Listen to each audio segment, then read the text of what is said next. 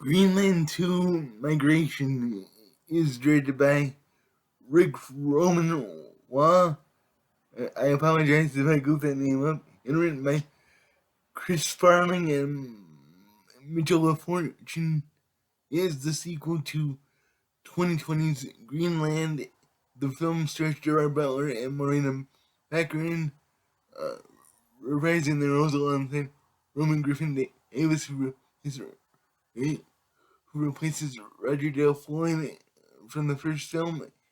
The film also stars Rose Revah, going to Alexander, Peter, Polycarpou, William Abadie, and Tommie Earl Jenkins. Having found the safety of the Greenland bunker after the comet cloud decimated the Earth, the Gerard family must now risk everything to embark on a perilous journey across the wasteland of Europe to find a new home.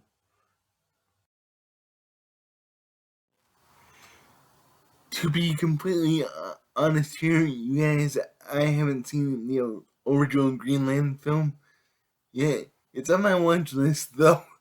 I only saw Greenland 2 the other day because a friend of mine had a free ticket and I was bored, so I was like, sure. I mean, I had no plans to watch this, let alone review it. And honestly, in terms of disaster movie sequels, well, the only comparison's Independence Day 2. This is one of the better ones, Greenland 2. And what I mean by that is this movie shows what the devastation from the disaster in the case of this movie, the meteor storm, has completely altered the environment. It shows various groups of people were surviving, or in some cases, not so much in a mammoth kind of world. Gerard Butler, who I liked as an actor since Phantom of the Opera in 2004 and 300 in 2006, here is great here and has really carved himself out as the new Bruce Willis like action star in the last 15 years or so. And um and him and Morena Baccarin, who plays his wife, are both great here. Some of the action sequences, it just shot my nerves. In this particular one, involving a rope bridge and some ladders. I'm getting a bit attached thinking about it. I have a massive fear of heights. Let's move on. Yeah, this whole sequence shot my nerves. Let's move on. Um, uh, uh, One of the things that surprised me about this film, the film is actually mid-budget ranged, and you really don't get that much of film and that's very rare. For comparison's sake, I looked at the budget for the last disaster film I actually watched, which was Moonfall by Roland Emmerich, which that movie is its own separate review. But the budget for that was 150 million.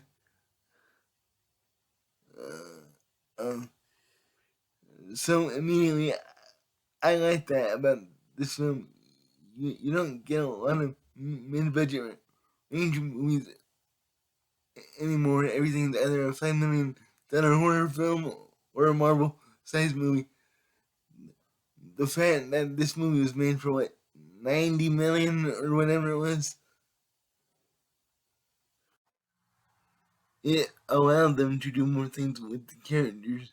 well, also having a CGI spectacle, but the film chooses not to focus on much on that spectacle. And I don't think it's just because of budget reasons. They focus heavy on the characters in Greenland in the quiet moments with the family, and for that reason, the movie's a lot better than I thought it was going to be.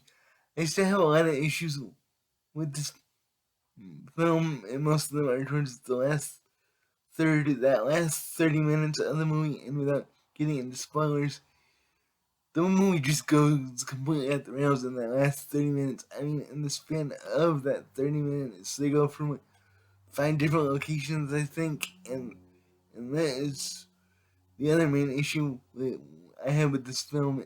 It is incredibly short. It is 90 minutes with credits. And again, out of curiosity, I googled the original Greenland film runtime, and that original film was about 25 minutes longer than this, which is insane to think about. And it left me wondering if certain stuff was cut and left on the cutting room floor. I guess we'll never know.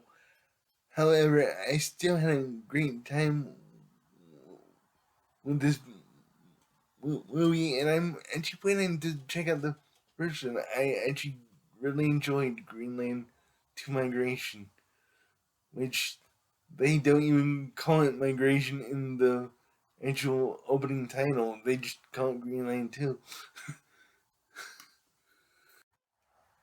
I'm going to give Greenland Migration a B+. Thank you guys as always for watching. If you've seen Greenland 2 Migration, what did you think of it? Let me know down in the comments. It's out. It's out on digital this week, so I might rewatch it actually. Um,